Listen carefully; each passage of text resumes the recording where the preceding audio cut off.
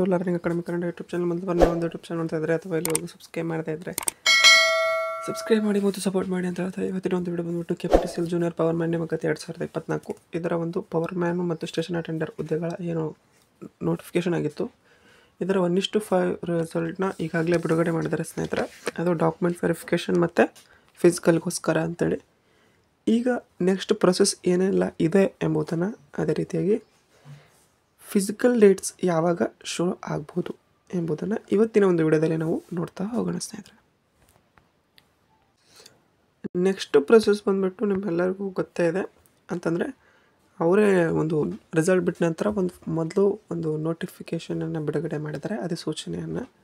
ಏನಪ್ಪ ಅಂತಂದರೆ ಡಾಕ್ಯುಮೆಂಟ್ ವೆರಿಫಿಕೇಷನ್ನ ಮಾಡ್ತೀವಿ, ಇದು ಆನ್ಲೈನಲ್ಲಿ ಅಂತ ಹೇಳಿದ್ದಾರೆ. 1:5 ರಿಸಲ್ಟ್ನ ಬಿಟ್ಟು ಈ ಡಾಕ್ಯುಮೆಂಟ್ ವೆರಿಫಿಕೇಷನ್ನ ಮಾಡ್ತೀವಿ ಅಂತ ಹೇಳಿದ್ದಾರೆ. ಇದರ ಅನುಸಾರ ನೋಡ್ತಾ ಹೋಗೋದಾದರೆ ನಿಮ್ಮ ಒಂದು ನೆಕ್ಸ್ಟ್ ಪ್ರೊಸೆಸ್ ಬಂದುಬಿಟ್ಟು ಡಾಕ್ಯುಮೆಂಟ್ ವೆರಿಫಿಕೇಷನ್. ಇದು ಆನ್ಲೈನ್ ಮೂಲಕ ನಡೆಯುತ್ತೆ. ಇದರ ಒಂದು ಡೇಟ್ ಬಂದುಬಿಟ್ಟು ನಿಮ್ಮೆಲ್ಲರಿಗೂ ಗೊತ್ತೇ ಇದೆ, 10/3/2025. ಇಲ್ಲಿವರೆಗೂ ಇದರ ಒಂದು ದಿನಾಂಕಗಳು ಇರಲಿವೆ. ನೀವು ಅಷ್ಟೊತ್ತಿಗೆ ನೀವು ಎಲ್ಲ ಡಾಕ್ಯುಮೆಂಟ್ಸನ್ನು ಆನ್ಲೈನ್ ಮೂಲಕ ಅಪ್ಲೈಯನ್ನು ಮಾಡ್ಬೋದು. ಇಲ್ಲಿ ಏನಪ್ಪ ಅಂತಂದರೆ ಯಾವ ರೀತಿ ಅಪ್ಲೈ ಮಾಡಬೇಕು, ಏನೆಲ್ಲ ಡಾಕ್ಯುಮೆಂಟ್ಸ್ ಬೇಕು ಎಂಬುದನ್ನು ಈಗಾಗಲೇ ನಾನು ನಿನ್ನೆ ಒಂದು ವಿಡಿಯೋವನ್ನು ಮಾಡಿ ಹಾಕಿದ್ದೇನೆ. ಡಾಕ್ಯುಮೆಂಟ್ಸ್ ಏನೇನು ಬೇಕು ಎಂಬುದನ್ನು ಸಹ ಹೇಳಿದ್ದೇನೆ. ಅದರಲ್ಲಿ ಕೆಲವೊಂದು ತೊಂದರೆಗಳು ಬರ್ತಾ ಇವೆ ಅಂತ ಹೇಳಿದಿರಿ. ಅದರ ಬಗ್ಗೆ ನಾನು KPTCL ಅವರಿಗೆ ಕೇಳ್ತೇನೆ. ನೀವು ಏನು ತೊಂದರೆ ಆಗ್ತಿದೆ ಎಂಬುದನ್ನು ಕಾಮೆಂಟ್ ಮಾಡಬೇಕು ಮತ್ತು ಅದನ್ನು ನಮ್ಮ ಟೆಲಿಗ್ರಾಮ್ ಗ್ರೂಪ್ನಲ್ಲಿ ಸ್ಕ್ರೀನ್ಶಾಟ್ ಹಾಕಬೇಕು. ಹಾಕಿದರೆ ಅದನ್ನು ನಾವು ಅದನ್ನು ಕೇಳಿ ಮತ್ತು ಏನು ಮಾಡಬೇಕು ಎಂಬುದನ್ನು ಹೇಳ್ತೇನೆ ಸ್ನೇಹಿತರೆ. ಆ ಒಂದು ಕಾರಣಕ್ಕಾಗಿ ಯಾರ್ಯಾರೆಲ್ಲ ಈ ಒಂದು ಡಾಕ್ಯುಮೆಂಟ್ ಅಪ್ಲೋಡ್ ಮಾಡುವಾಗ ಏನಾದರೂ ಪ್ರಾಬ್ಲಮ್ ಆಗ್ತಾಯಿದ್ರೆ ಕಾಮೆಂಟನ್ನು ಮಾಡ್ಬೋದು.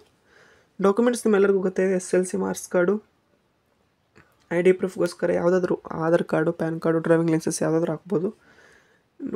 ನೆಕ್ಸ್ಟು ಬಂದುಬಿಟ್ಟು ಕನ್ನಡ ಮಾಧ್ಯಮ, ಗ್ರಾಮೀಣ ಮಾಧ್ಯಮ, PH ಇದ್ದರೆ PH, ಎಕ್ಸ್ ಸರ್ವಿಸ್ ಮ್ಯಾನ್ ಇದ್ದರೆ ex service man, caste certificate, ಇವಿಷ್ಟು ಅಲ್ಲಿ ಇವ್ರು ಕೇಳಿರುವಂಥದ್ದು.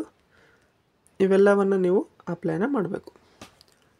ನೆಕ್ಸ್ಟು ಬಂದುಬಿಟ್ಟು ನಾನು ಹೇಳ್ತಾ ಇರೋದು, ಈಗ 1:5 ರಿಸಲ್ಟ್ ಆದ ನಂತರ ಏನೇನಾಗುತ್ತಪ್ಪ ಅಂತಂದರೆ ಡಾಕ್ಯುಮೆಂಟ್ ವೆರಿಫಿಕೇಷನ್ ಆನ್ಲೈನ್ ಮೂಲಕ 10ನೇ ತಾರೀಕಿನ ಒಳಗಡೆ ನೀವು ಡಾಕ್ಯುಮೆಂಟ್ಸನ್ನು ಅಪ್ಲೋಡ್ ಮಾಡಬೇಕು. ಯಾರೆಲ್ಲ ಅಪ್ಲೋಡ್ ಮಾಡೋದಿಲ್ಲೋ ಅವ್ರನ್ನ ಈ ಒಂದು ನೇಮಕಾತಿಯಿಂದ ರಿಜೆಕ್ಟ್ ಮಾಡ್ತಾರೆ. ಅಂದರೆ ನೆಕ್ಸ್ಟ್ ಪ್ರೊಸೆಸ್ಗೆ ಅವರು ಎಲಿಜಿಬಲ್ ಆಗೋದಿಲ್ಲ. ಇನ್ನು ಉಳಿದಂಥವರು ಯಾರೆಲ್ಲ ಆನ್ಲೈನ್ ಮೂಲಕ ಡಾಕ್ಯುಮೆಂಟ್ಸನ್ನು ಅರ್ಜಿ ಸಲ್ಲಿಸಿರ್ತೀರಿ ಮತ್ತು ನಿಮ್ಮ ಅರ್ಜಿ ಸಲ್ಲಿಸಿದಂಥ ಡಾಕ್ಯುಮೆಂಟ್ಸ್ ಎಲ್ಲ ಸರಿಯಾಗಿದ್ದು ವೆರಿಫೈ ಆದ ನಂತರ ನಿಮಗೆ ನೆಕ್ಸ್ಟ್ ಬಂದುಬಿಟ್ಟು ಫಿಸಿಕಲ್ಗೆ ಆಲ್ ಟಿಕೆಟನ್ನು ಬಿಟ್ಟು ಫಿಸಿಕಲ್ನ ನಡೆಸ್ತಾರೆ.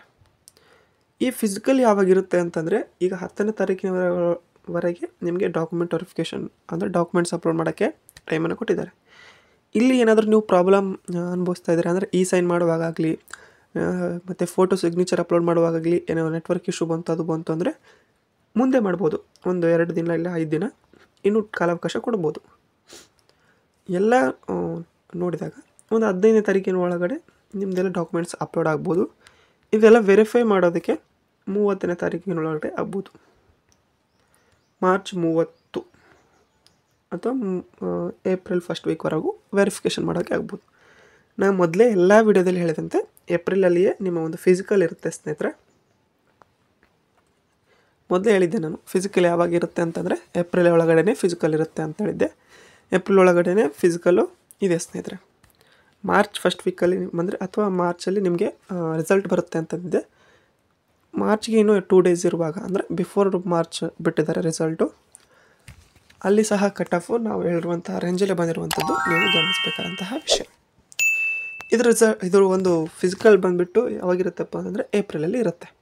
ಏಪ್ರಿಲಲ್ಲಿ ಫಿಸಿಕಲ್ ಇತ್ತಂತಂದರೆ ನಿಮಗೆ ಏನು ಮತ್ತೆ ರಿಸಲ್ಟ್ ಮತ್ತು ಲೀಸ್ಟ್ ಬಿಡ್ತಾರಾ ಅಂತಂದರೆ, ಯಾರ್ಯಾರು ರಿಜೆಕ್ಟ್ ಆಗಿರ್ತಾರೋ ಅಥವಾ ಆ್ಯಕ್ಸೆಪ್ಟ್ ಆಗಿರ್ತಾರೋ ಮತ್ತೊಂದು ರಿಸಲ್ಟ್ ಬಿಡುವಂತಹ ಸಾಧ್ಯತೆ ಇರ್ತದೆ. ಯಾಕಂತಂದರೆ ಡಾಕ್ಯುಮೆಂಟ್ ಅಪ್ಲೋಡ್ ಮಾಡಿದಂಥವ್ರು ಎಲ್ಲರೂ ಸಹ ಯಾರ್ಯಾರು ಆ್ಯಕ್ಸೆಪ್ಟ್ ಆಗಿದ್ದಾರೋ ಅಥವಾ ಇಲ್ಲವೋ ಎಂಬುದನ್ನು ಗೊತ್ತಾಗಬೇಕಲ್ಲ. ಆ ಒಂದು ಕಾರಣಕ್ಕಾಗಿ ಇಲ್ಲ ಅಂತಂದರೆ ನಿಮಗೆ ಯಾರ್ಯಾರದು ಆ್ಯಕ್ಸೆಪ್ಟ್ ಆಗಿರುತ್ತೋ ಅವ್ರದ್ದು ಡೈರೆಕ್ಟಾಗಿ ಆಲ್ ಟಿಕೆಟನ್ನು ಬಿಡುಗಡೆ ಮಾಡ್ತಾರೆ.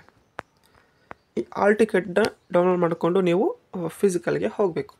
ಈ ಫಿಸಿಕಲ್ಲು ಏಪ್ರಿಲ್ ಒಳಗಡೆ ಇರುತ್ತೆ ಸ್ನೇಹಿತರೆ. ಏಪ್ರಿಲ್ ಲಾಸ್ಟ್ ಒಳಗಡೆ ನಿಮ್ಮ ಫಿಸಿಕಲ್ ಎಲ್ಲ ಮುಗಿಯುವಂತಹ ಸಾಧ್ಯತೆಯೂ ಸಹ ಇದೆ.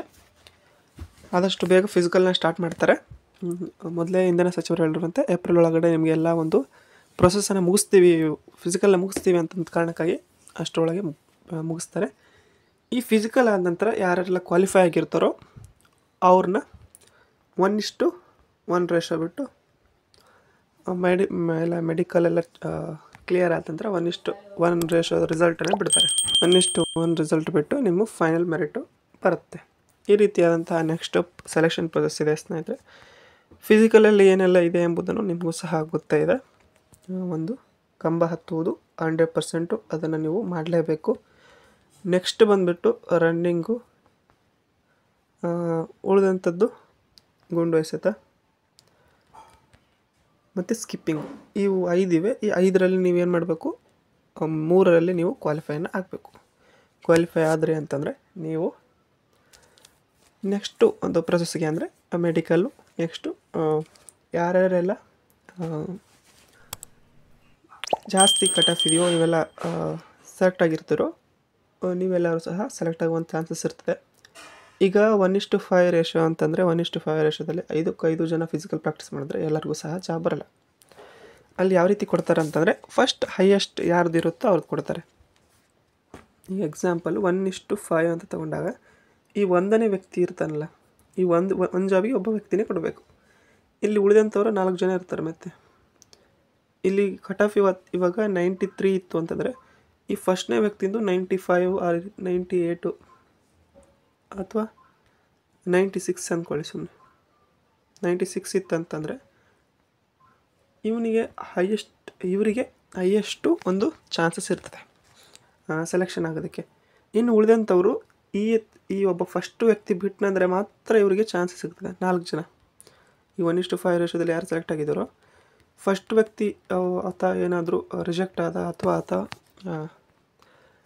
ಸೆಲೆಕ್ಟ್ ಆಗಲಿಲ್ಲ ಅಂತಂದರೆ ಮಾತ್ರ ಈ ಉಳಿದಂಥ 4 ಜನದಲ್ಲಿ ಫಸ್ಟ್ನೇ ವ್ಯಕ್ತಿಗಿಂತ ಎರಡನೇ ವ್ಯಕ್ತಿ ನಂತರ ಈಗ ಲಾಸ್ಟ್ನೇ 5ನೇ ವ್ಯಕ್ತಿ ಅಂತಂದರೆ ಈಗ ಕಟ್ ಆಫಲ್ಲಿ ಯಾರ್ಯಾರು ತೋರಿಸಿದಾರೋ, ಈಗ ಎಕ್ಸಾಂಪಲು 93 ಅಂದರೆ 93 ಬಂದವರು ಯಾರು ಸೆಲೆಕ್ಟ್ ಆಗಿರ್ತಾರಲ್ಲ, ಕೇವಲ ಒಬ್ಬರೇ ಸೆಲೆಕ್ಟ್ ಆಗಿರ್ತಾರೆ. 93 ಅಂದರೆ 93 ಒಬ್ಬರೇ. ಅದು ಕೊನೆಯ ವ್ಯಕ್ತಿಯ ಕಟ್ ಆಫ್ ಕೊಟ್ಟಿರ್ತಾರೆ ಅವರು. ಆ ಕೊನೆಯ ವ್ಯಕ್ತಿ ಏನಾಗಿರ್ತಾನೆ ಆತ ಸುಮ್ಮನೆ ಫಿಸಿಕಲ್ ಅವೆಲ್ಲ ನೋಡ್ಕೊಂಡು ಬರ್ಬೋದು ಅಷ್ಟೇ. ಫೈನಲ್ ಸೆಲೆಕ್ಟ್ ಆಗಬೇಕಂತಂದರೆ ಮುಂದಿನ 4 ಜನರು ಸಹ ರಿಜೆಕ್ಟ್ ಆಗಬೇಕಾಗ್ತದೆ. ಆ ಒಂದು ಕಾರಣಕ್ಕಾಗಿ ಯಾರದೆಲ್ಲ ಹೈಯೆಸ್ಟ್ ಕಟ್ ಆಫ್ಗಿಂತ ಹೈಯೆಸ್ಟ್ ಇದೆಯೋ ನೀವೆಲ್ಲ ಚೆನ್ನಾಗಿ ಫಿಸಿಕಲ್ನ ಪ್ರಾಕ್ಟೀಸ್ ಮಾಡಿ ಆಯ್ಕೆ ಆಗುವಂಥ ಚಾನ್ಸಸ್ಸು 100% ಇರುತ್ತೆ ನಿಮಗೆ. ಉಳಿದಂಥವರು ಸಹ ಪ್ರಾಕ್ಟೀಸ್ ಮಾಡಿ ನೀವು ಸಹ ಆಯ್ಕೆ ಆಗುವಂತಹ ಚಾನ್ಸಸ್ ಇದೆ ಅಂತ ಹೇಳ್ತಾ ಇವತ್ತಿನ ಒಂದು ವಿಡಿಯೋವನ್ನು ಮುಗಿಸ್ತೇನೆ. ವಿಡಿಯೋದಲ್ಲಿ ನಿಮ್ಗೆ ಏನಾದರೂ ಡೌಟ್ ಇದ್ದರೆ ಮತ್ತೆ ಕಾಮೆಂಟ್ ಮಾಡಿ ಅಂತ ಹೇಳ್ತಾ ವಿಡಿಯೋ ಇಷ್ಟಕ್ಕಾಗಿ ಧನ್ಯವಾದ.